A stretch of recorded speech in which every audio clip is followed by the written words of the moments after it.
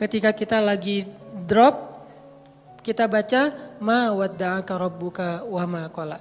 Kalau kita mengaku Allah hasbi, cukup buat saya Allah, hasbi Allah, hasbunallah, berarti kalimat itu harusnya kalimat motivasi banget. Terjemahan dari kalimat itu banyak. Ma wadda'aka rabbuka wa ma qala bisa diterjemahkan la tahzan innallaha ma'ana. Bisa. Ma wadda'aka rabbuka wa ma qala bisa diterjemahkan dengan kalimat fa inna ma'al usri yusra. Ma wadda'aka rabbuka wa ma qala bisa diterjemahkan inni ma'akuma asma'u wa ara. Aku bersama kamu berdua wahai Musa dan Harun, asma'u wa ara. Mendengar dan melihat. La takhafa, jangan takut wahai Musa dan Harun. Idhaba ila Fir'aun, pergilah kamu berdua kepada Fir'aun. La takhafa, inni ma'akuma asma'u wa ara. Aku yang akan memantau apa yang terjadi pada diri kalian. Jadi aku tahu banget, update banget setiap detiknya. Bahkan sebelum terjadi, aku sudah mempersiapkan perisai untuk melindungi kalian. La takhafa, jangan takut. Itu terjemahan-terjemahan yang banyak di Al-Quran tentang kalimat ma wadda'aka rabbuka wa ma qala. Atau mungkin kita bisa challenge diri kita sendiri ya. Ketika kita tilawah Al-Quran secara acak, cari ayat terjemahan atau bahasa lain dari ma wadda'aka rabbuka wa ma qala. Coba cari di Al-Baqarah, cari di Ali Imran, itu banyak banget kalimat ma wadda'aka rabbuka wa ma qala. Rabbmu tidak pernah meninggalkanmu, gak pernah benci sama kamu. Ayatnya banyak banget. Bahwa Allah gak pernah ninggalin kita, bahwa Allah gak benci sama kita. Salah satunya mungkin kalau Allah gak benci sama kita tuh, misalnya ayat fa'in yuridullahu bikumul yusra wala yuridu bikumul usr.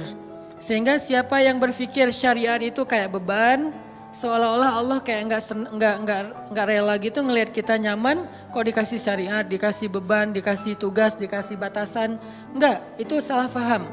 Allah ngasih syariat bukan untuk ngebebanin kita, bukan karena Allah iseng sama kita, bukan karena Allah benci sama kita, tapi karena Allah pengen memudahkan hidup kita justru dengan syariat. Syariat itu bukan mempersulit hidup kita. Kalau sebuah negara meninggalkan syariat karena takut sulit kehidupan negara itu, justru kita terjebak dalam wasawisus syaitan. Mulailah kita dengan hiruk pikuk, dengan kekacauan gara-gara meninggalkan syariat. Kalau sebuah bangsa, masyarakat, keluarga, pribadi pengen hidupnya lebih mudah, ati'u Allah wa ati'ur Rasul. Coba ikutin cara Allah, pasti akan jadi mudah. Memang di awalnya kelihatan agak-agak challenging nih. Tapi begitu kita jalanin, yusrun, mudah, semuanya mudah. Kemarin saya jalan sama istri ke Thailand. Kita jalan berdua ke Thailand, pengen main aja gitu. Jalan ke Thailand, kebetulan ada acara di Malaysia, terus mampir dulu ke Thailand. Sampai di Thailand kita ke Pattaya dulu nih. Saya karena senang dengan laut, saya cari yang lautnya masih aman. Kalau Phuket mungkin gitulah ya. Nah, cari yang Pattaya yang private beach, jadi nggak ngelihat yang gitu-gitu. Cie, sombong. Kalau terlihat kan nggak sengaja. Nah, pergilah ke Pattaya gitu ya, cari yang beach yang private gitu. Terus karena kita nggak tahu halal foodnya di sana, akhirnya kita kayak sangat hati-hati mencari halal food. Sampai rempong, sampai bawel. Pas mau room service minta makanan ke kamar karena nggak berani makan di luar, kita sampai bawel banget bilang ke restorannya itu pakainya oilnya oil apa? Nggak pakai oil yang pork kan? Saya minta yang vegetable oil ya. Ya Pak gitu. Terus itu wajannya diganti ya, dicuci dulu. Ya Pak. Itu yang masak ininya tepungnya udah dipakai yang pork belum sebelumnya? Ya bisa kita bikin yang baru Pak. Sampai mereka sebel banget gitu kan karena banyak banget permintaannya. Padahal pesannya cuma nasi goreng. Tapi permintaannya panjang gitu. Akhirnya dihidangkanlah nasi goreng seafood. Kita makan berdua sepiring. Gak penting banget sih. Gak ada hubungannya dengan tema. Nah udah gitu malam kita cuma nyari buah aja kayak gitu. Nah karena kita berusaha untuk ketat dalam masalah halal food. Kalau gak benar-benar kita bisa yakin bahwa ini halal atau minimal dia aman gitu, maka kita nggak akan berani. Ini berusahalah belajar taat kecil-kecilan, bukan hal besar sebetulnya. Tapi justru saya ngeliat di sini hal kecil dihargain sama Allah. Kalau hal besar apalagi kan ya, hal sepele kayak gitu doang, Allah langsung kayak ngehargain gitu. Ini bukan karena saya soleh, tapi karena saya mencoba untuk meniru orang soleh. Akhirnya mendapatkan janji yang Allah janjikan kepada orang soleh. Sayanya belum soleh, tapi karena meniru orang soleh, dapat juga nih yang dijanjiin Allah kepada orang soleh. Udah ketat, seharian kita makannya susah banget. Nah besoknya mau ke Bangkok, hari kok belum pesan hotel. Tadinya udah pesan lewat travel agent, tapi cancel. Tadinya ada satu jenis hotel yang di pusat kota, dekat dengan tempat pembelanjaan, nemenin istri. Ternyata dari travel agent itu katanya nggak dapat. Oke, cancel. Saya pesan pakai online, pesan nyari yang dekat dengan hotel itu. Entah gimana caranya Allah ngarahin saya untuk ngeklik satu hotel yang saya juga nggak tahu speknya kayak gimana. Pokoknya udah aja ini aja deh, yang paling dekat walaupun ada beberapa pilihan. Ambil hotel tertentu, namanya gak usah disebut. Mahal C. Sombong. Ya gitu deh pokoknya ada namanya lah ya. Nah pas sampai di Bangkok kita masuk ke hotel itu lagi check in. Tiba-tiba ada teman lama saya nih orang Bandung. Dia istrinya lagi lewat jadi hotel sama kondonya itu bersebelahan. Dia ternyata tinggal di kondonya. Dia lewat ngeliat kayak Ustadz Hanan. Dia ngubungin Benzo. Benzo cuma angkat tangan. Lihat ke atas. Itu namanya Benzo, masih Jovisa. Nah Benzo dihubungin Benzo tanya ke saya, Ustadz lagi di hotel ini di Bangkok loh. Kok Benzo tahu? Kan saya nggak ngasih tahu siapa-siapa. Nggak, tadi ada teman yang ngelihat Ustadz, dia kayak ragu gitu, bener nggak? Oh iya bener, kenapa? Dia ngajak Ustadz nanti malam cari makan halal dan Thai banget gitu. Alhamdulillah berarti kemarin susah dikit, sekarang Allah kasih jalan keluar. Bukan hanya itu, ternyata hotel yang saya pilih itu dia udah halal restoran, untuk breakfast tuh aman, udah halal.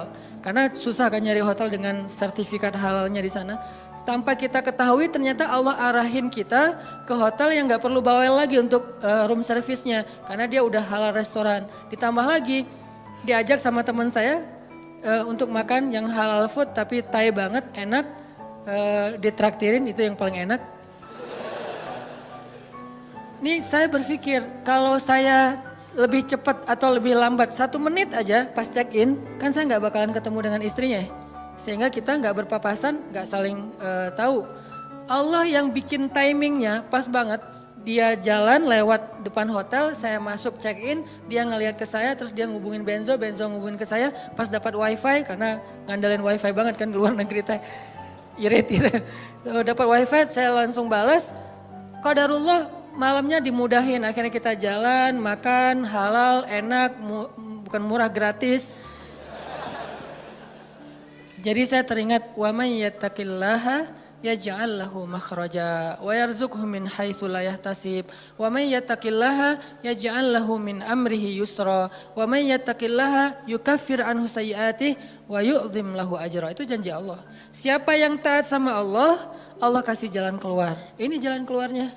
Siapa yang taat sama Allah, Allah kasih rezeki yang tidak terduga-duga. Ini rezeki yang tidak terduga-duga. Akhirnya ketemu teman orang Bandung yang udah tinggal di sana. Siapa yang taat sama Allah, Allah mudahin urusannya. Jadi mudah kemana-mana digayat. Siapa yang taat sama Allah, Allah gugurkan dosanya. Berharap kayak gitu dan dilipat gandakan pahalanya. Berharap juga kayak gitu. Ini artinya hal sepele gini aja Allah hargain. Karena faman ya'mal mithqala dzarratin khairan yarah. Pasti Allah bales. Ma wadda'aka rabbuka wa ma qala. Jadi Allah itu nggak pernah absen teman-teman, nggak pernah offline, nggak pernah kelewat gitu. Aduh ada yang kelewat nih nggak sempat di like. Kalau kita kan kalau terlalu banyak nge-following, akhirnya udah ketutup ya, ketimpa sama yang baru posting gitu. Kadang-kadang karena saking banyaknya kita nge-following, pasangan sendiri nggak pernah di like. Kenapa? Dia posting, ketimpa lagi. Kok kamu nggak pernah nge-like postingan aku? Emang kamu posting? Kamu gitu banget ya sama aku? Akhirnya rame gitu kan ya. Padahal kita nggak ngelihat, soalnya ketutup sama postingan yang baru-baru. Allah nggak pernah gitu. Allah nge-following semua hambanya, bahkan lebih dekat daripada urat lehernya. Wa huwa ma'akum aina ma kuntum. Bersama dengan kalian, membersamai kalian dimanapun kalian berada. Tapi ketika kita post adegan-adegan kehidupan kita, nggak pernah ada yang ketimpa dan kelewat sama Allah untuk di like. untuk dikomen, untuk di-repost. Bahkan Umar di-repost oleh Allah di Al-Quran kata-katanya. Ini artinya Allah la ta'khudhuhu sinatun wala naum. Kulla yaumin huwa fi sya'an. Ma wadda'aka rabbuka wa ma qala. Ini jadi penyemangat teman-teman. Gak usah khawatir untuk taat. Kita bikin dosa aja Allah masih maafin kita. Apalagi taat, Allah pasti akan menghargai kita. Itu part pertama dari surat Ad-Duha.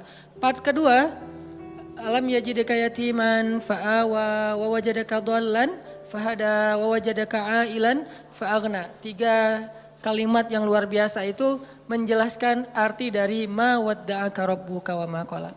Apa bukti bahwa Allah enggak pernah ninggalin Nabi Muhammad? Kata Allah, alam yajidka yatiman fa'awa, bukankah dulu kamu lahir dalam keadaan yatim lalu Allah kasih naungan? Kalau Allah ninggalin kamu, gak mungkin kamu bisa tumbuh dengan baik. Kalau Allah benci sama kamu, maka dibiarin aja kamu terlunta-lunta dalam keadaan yatim. Wa wajadaka dhallan fahada. Bukankah kamu dulu pernah tersesat di jalan, mau ke suatu negeri tapi kamu salah ngambil jalan di tengah padang pasir, akhirnya gak tahu arah ke tujuan. Kalau Allah benci sama kamu, gak akan dikasih tuh petunjuk ke negeri yang kamu tuju. Gak akan diarahin kamu untuk sampai kepada destinasi yang kamu tuju. Bukti Allah ma wadda'aka rabbuka wa ma qala. Alam yajidka yatiman fa'awa wa wajadaka dhallan fahada wa wajadaka ailan fa'aghna. Nanti kalau kemarin saya bahas alam yajidka yatiman fa'awa versi Nabi Muhammad, yang belum kebahas itu versi Nabi Musa ya. Versi Ibrahim, versi Ismail, versi Isa, versi Yahya, versi Maryam. Itu semuanya ayat-ayat tentang kisah-kisah tentang alam yajidka yatiman ya Maryam, alam yajidka yatiman Yahya, alam yajidka yatiman Isa, alam yajidka yatiman Ibrahim, alam yajidka yatiman Musa, alam yajidka yatiman semua hamba-hambanya fa'awa, Allah kasih naungan. Baca kisah-kisah Al-Quran untuk memahami maksud alam yajidka yatiman fa'awa, terutama kisah Yusuf. Alam yajidka yatiman fa'awa, yatim gimana yatimnya Yusuf? Yatim di dalam sungai, di dalam sumur, nggak punya siapa-siapa. Ayahnya nggak tahu di mana keberadaan anaknya, kakak-kakaknya udah nggak peduli dengan adiknya. Yatiman fa'awa, fa'awa pertama ditemukan oleh para musafir. Fa'awa kedua masuk ke dalam istana dan seterusnya dan seterusnya.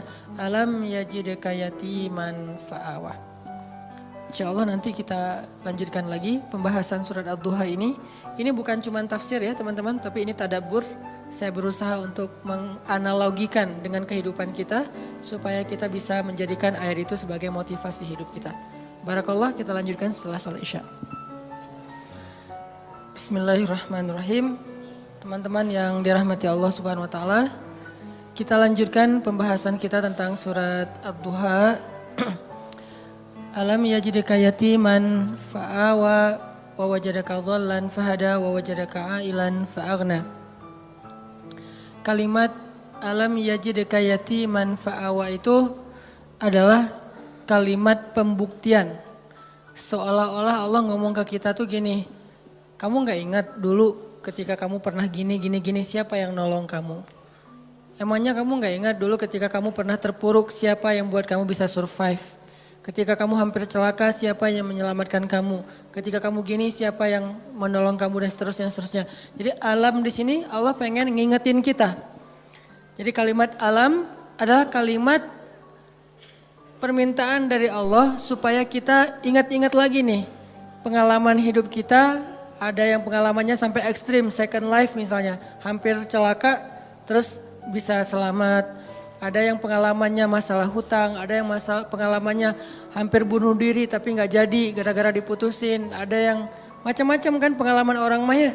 Nah itu kalimat alam yajidka yatiman, yajidka itu Allah mendapati kamu dalam status nggak ada apa-apa sebetulnya. Kita tuh awalnya nggak punya apa-apa, bukan siapa-siapa, nggak bermodalkan apapun. Allah yang fa'awa, fahada, fa'aghna. Itu terjadi kepada kehidupan kita masing-masing. Kalau dalam bahasa kisah Nabi, fa'awa di masa Abdul Muthalib, fa'awa di masa Halimah, fa'awa di masa Abu Talib, dan fa'awa di masa Khadijah. Ini semuanya bentuk-bentuk fa'awanya Allah kepada Rasulullah Sallallahu Alaihi Wasallam. Kalau kita terjemahin ayat itu dengan kisah Nabi Musa, alam yajidka yatiman fa'awa, itu bisa teman-teman temuin di surat Toha dan surat Al-Qasas. Nanti di dalam surat-surat itu Allah ngejelasin tentang gimana dulu Nabi Musa dihanyutkan ke Sungai Nil. Walaqad mananna 'alaika marratan ukhra idh awhayna ila ummika ma yuha an qadhifihi fit tabut فقذفيه في اليم فليلقه اليم بالساحل يأخذه عدو لي وعدو له وألقيت إليك محبة مني ولتصنع على عيني. Ketika Allah mengilhamkan kepada ibu Musa, wahai ibu Musa, hanyutkanlah bayimu di Sungai Nil kalau pengen selamat. Pengen selamat? Jangan kamu simpan di rumah, jangan kamu rawat sendiri, jangan kamu bawa lari ke hutan. Hanyutkan ke Sungai Nil. Supaya selamat dari siapa? Dari Firaun. Ini perintah Allah. Kadang-kadang Allah ngasih kita perintah dalam hidup itu gak logis. Menyelamatkan bayi kok malah dihanyutkan ke Sungai Nil. Kenapa gak dibawa lari aja ke dalam hutan? Lalu ke pantai, lalu lupa. Kenapa nggak umpetin aja di rumah gitu? Kenapa nggak bikin rumah aja di yang jauh, atau mungkin ibu dan keluarga Musa ngungsi aja ke Madian misalnya, ke luar negeri.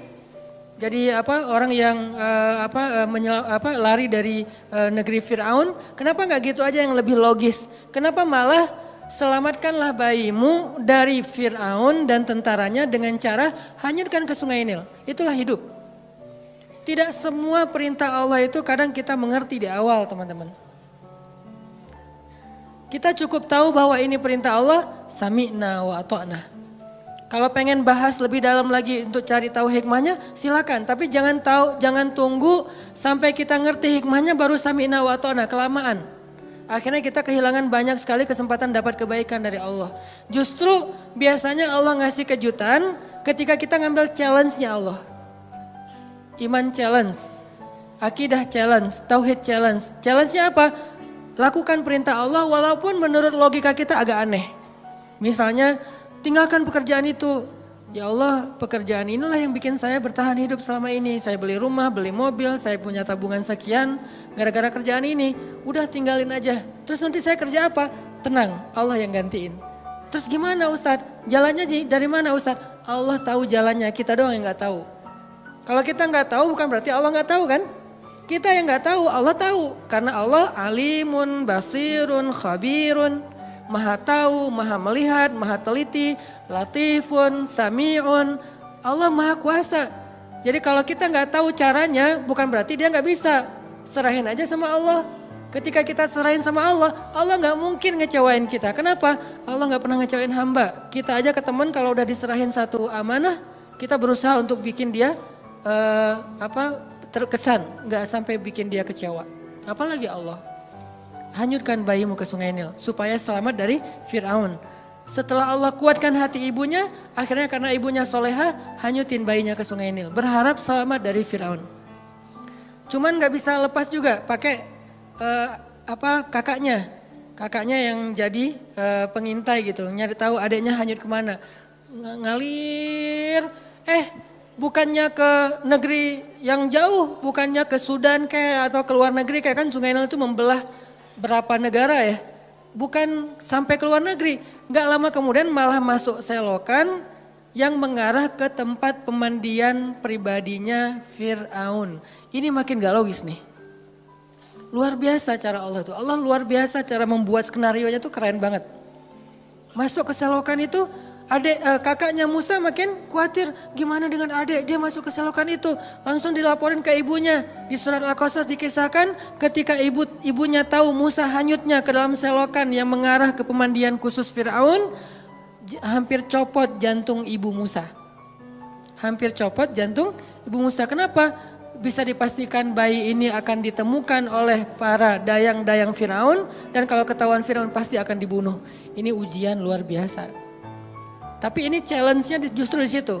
Ketika kita berhijrah, ketika kita ngikutin cara Allah, awalnya terlihat, ya Allah kok gini ya? Kok jadi gini ya? Kok malah masuk ke selokan ini ya? Kan gitu ya, ada kejutan-kejutan kecil gitu awal-awal kita berhijrah. Baru aja kita halalin putusin, akhirnya putusin, dia langsung jadian sama orang lain, kan itu berat banget ya. Dia kayak mudah banget gitu move on dari kita. Padahal kita mutusin itu cuman gertak doang biar dia mau halal gitu. Siapa yang takut kata dia, akhirnya jadian sama orang lain, itu tuh berat banget. Saya tahu rasanya, Jadi masuk ke selokan itu, udah gitu ke sungai kecil. Ditemuin sama dayang-dayang Firaun, dikasih kepada istri Firaun. Qadarullahnya Allah udah kasih persiapan bahwa istri Firaun belum punya anak. Sehingga ketika dibuka tuh tabut, keranjang yang ada bayi Musa, dibuka dilihat oleh istri Firaun. Allah bilang di surat Toha, wa alqaitu ilaika mahabbatan minni. Aku masukkan untukmu cinta dariku. Maksudnya apa? Tiba-tiba istri Firaun jatuh hati kepada bayi Musa. Siapa yang bikin dia jatuh hati? Allah. Sebagaimana Halimatus Sa'diyah jatuh hati kepada bayi Muhammad untuk menyusuinya secara gratis, begitulah istri Firaun jatuh hati kepada bayi Musa dan mau mengangkatnya sebagai anak tanpa bertanya siapa dan dari mana asal usulnya. Wa alqaitu ilaika mahabbatan minni. Gini cara Allah nolong hambanya. Fa'awanya tuh Allah datangkan orang yang mencintai kita. Tiba-tiba ada aja yang anggap kita kayak keluarga barunya. Pernah kan kita merantau, tiba-tiba di perantauan kita nggak kenal siapa-siapa, dapat keluarga yang sebetulnya dia nggak kenal dengan kita, dia nggak tahu background kita, basic kita dari mana asalnya. Pokoknya dia tiba-tiba kayak sayang aja gitu sama kita. Saya di Mesir juga gitu, tiba-tiba ada aja orang Mesir yang sayang sama saya sehingga dianggap kayak anak angkatnya. Kamu kalau butuh apa-apa bilang ya, kamu kalau butuh apa-apa bilang. Setiap awal bulan, dan beliau siapa? Profesor lah gitu, dosen Al-Azhar. Kan banyak banget kemudahan gara-gara ada dosen, profesor, senior, kayak Allah jadikan tertarik kepada saya, senang. Kamu kalau butuh apa-apa bilang ya. Terus pas awal bulan dapat gaji langsung datengin, nak kamu udah beli buku? Belum, kasih aja. Udah sih cuman kayak kurang aja gitu kan ya. Belum, wah ini beli buku, kasih beli buku. Terus kalau dia lagi panen, di Mesir itu namanya adas. Adas itu kayak kacang hijau kita tapi warnanya oranye. Jadi fungsinya kayak kacang hijau menghangatkan tubuh, bagus, biji-bijian. Kalau lagi panen adas, dia langsung bawa beberapa karung ke rumah tuh. Nih adas buat kalian, panen anggur, panen apa, segala macam buah-buahan di kebun dia tuh dibawa ke rumah kita. Kenapa? Wa alqaitu ilaika mahabbatan minni. Allah yang bikin dia jatuh hati kepada orang ini. Sehingga akhirnya istri Firaun langsung jatuh hati kepada bayi Musa. Firaun enggak, karena Allah sudah mengunci hatinya. Bukan karena Allah mengunci hatinya, belum sih. Karena hatinya keras, maaf salah, jangan disensor. Karena hatinya keras. Karena Allah gak akan mengunci hati seseorang sebelum Allah utus Nabi kan. Karena hatinya keras, jadi dia gak akan bisa disentuh dengan cinta. Firaun tetap marah kepada Musa yang masih bayi. Ini pasti nih anak Bani Israel yang dibuang supaya gak terbunuh nih. Gua bunuh nih sekarang, jangan-jangan kata istrinya Firaun dan dia ngebujuk suaminya dengan manja gitu. Gak pakai cantik sih, manja doang gitu. Akhirnya Firaun gak jadi ngebunuh Musa. Selamat Musa di satu adegan. Udah gitu gak lama kemudian Musa lapar. Musa kehausan. Wa wajadaka ailan fa'agna. Gimana caranya keluarga Firaun bikin audisi. Siapa yang bisa menyusui bayi Musa dikasih dinar, dirham, emas, perak. Dikasih tempat kedudukan yang tinggi di dalam istana, punya gelar ningrat, dikasih rumah di dalam istana yang sangat bagus. Dari sekian banyak perempuan-perempuan yang ingin menyusui Musa, semua ditolak sama Musa. Karena kenapa? Allah mengilhamkan kayak gitu kepada bayi ini. Padahal kan sebetulnya kalau bayi polos biasa aja asal ada yang nyusuin kan dia nyusu ya. Tapi Allah mentakdirkan Musa gak boleh nyusuin ke ini. Di antara sekian yang banyak audisi, yang terakhir justru yang diterima. Kenapa? Allah yang nentuin. Jadi gak masalah, ada yang datang pertama sebelum kita bawa Alphard, bayarin aja. Kalau Allah nggak mengikat hatinya, pasti ditolak. Walaupun modalnya, uang, apa segala macam, nggak, tenang. Abu Bakar datang ngelamar Fatimah, ditolak sama Nabi. Kurang apa coba Abu Bakar? Tajir, soleh. Kan ideal banget ya. Ada yang soleh, nggak tajir. Ada yang tajir, kurang soleh. Tajir, soleh. Tajir, soleh. Abu Bakar ditolak. Datang Umar, tajir, soleh, kuat, cowok banget, ditolak juga. Ali awalnya, aduh Abu Bakar aja ditolak, Umar aja ditolak, apalagi saya nih. Akhirnya kayak Ali cuma ngelewat doang depan rumah Nabi, lewat lagi. Dipanggil sama Nabi, Ali kenapa? Enggak ya Rasulullah gitu. Ali, kamu pengen menikahi Fatimah? Terserah sih. Akhirnya Nabi yang ngelamar Ali dalam bahasa ininya ya, adegannya, walaupun secara resmi nanti Ali yang ngelamar Fatimah. Nabi kayak yang nawarin kepada Ali, kenapa Allah yang bikin kayak gitu? Jadi gak usah pesimis, yang penting minta kepada pemilik hati, ya Allah kan hatinya bukan milik dia, milik engkau. Jadi saya mintanya ke engkau aja ya Allah, bukan ke dia. Nanti setelah engkau baru dia. Sehingga pas kita datang kayak bukan tipe dia banget, bukan standar dia banget, tapi buat Allah kita standar dia banget. Buat dia kita enggak banget. Enggak masalah kan? Yang penting buat Allah kita banget lah. Begitu kita datang dia enggak bisa bilang enggak. Kok saya ngomongnya iya ya? Pengen bilang enggak tapi enggak bisa gitu. Ya udah deh, ya aja. Jadi aja. Setelah itu Allah masukkan hub, cinta sehingga dia mencintai kita mencintai dia karena Allah Subhanahu wa taala dan itu mubarak, diberkahi. Itulah istri Firaun. Akhirnya Musa tinggal di situ, ibunya tinggal di situ, kakaknya, tetehnya tinggal di situ, AA-nya tinggal di situ. Siapa AA-nya Musa? Harun. Semuanya sekeluarga tinggal di situ. Ini namanya alam yajidka yatiman fa'awa. Allah yang bikin skenario yang kayak gitu. Ismail juga kayak gitu. Kemudian Yahya alaihissalam juga kayak gitu. Maryam juga kayak gitu. Alam yajidka yatiman. Maryam kan lahir nggak punya ayah. Bukan nggak punya ayah. Ayahnya udah wafat kan. Imran sama anak yatim perempuan lagi itu. Siapa yang fa'awa Maryam? Wa kaffalaha Zakaria. Zakaria yang mengawakan Maryam. Dan Zakaria cinta banget sama Maryam. Walaupun itu adalah ponakannya, tapi seperti putrinya sendiri. Dan Zakaria adalah sebaik-baik orang yang merawat Maryam. Walaupun ayahnya soleh banget, tapi ada yang lebih daripada ayahnya. Ayahnya orang soleh, Zakaria nabi. Sehingga Allah ingin Maryam ini dirawat bukan oleh ayahnya yang soleh, tapi oleh pamannya yang nabi, yaitu Zakaria. Ini cara Allah teman-teman. Sehingga itu menjadi bukti ma wadda'aka rabbuka wa ma qala. Andalin Allah aja deh. Kita mau hijrah, kita mau ganti kerjaan, kita mau dapetin pasangan, kita mau punya anak, kita mau, udah bilang aja sama Allah. Ada mau apa aja bilang aja sama Allah. Selama yang kita inginkan itu kebaikan, Allah malu untuk gak mengabulkan keinginan kita. Gak mungkin gak dikabulkan, pasti.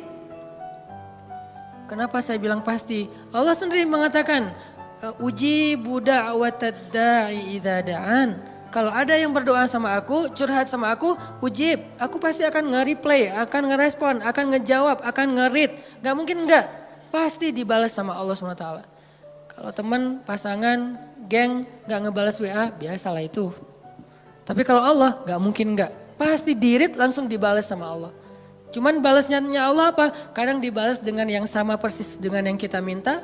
Kadang dibalas dengan yang lebih baik dari yang kita minta. Yang enggak dikasih yang sebaliknya yang buruk dari yang kita minta. Nggak mungkin. Kalau nggak sama lebih baik. Antara dua itu.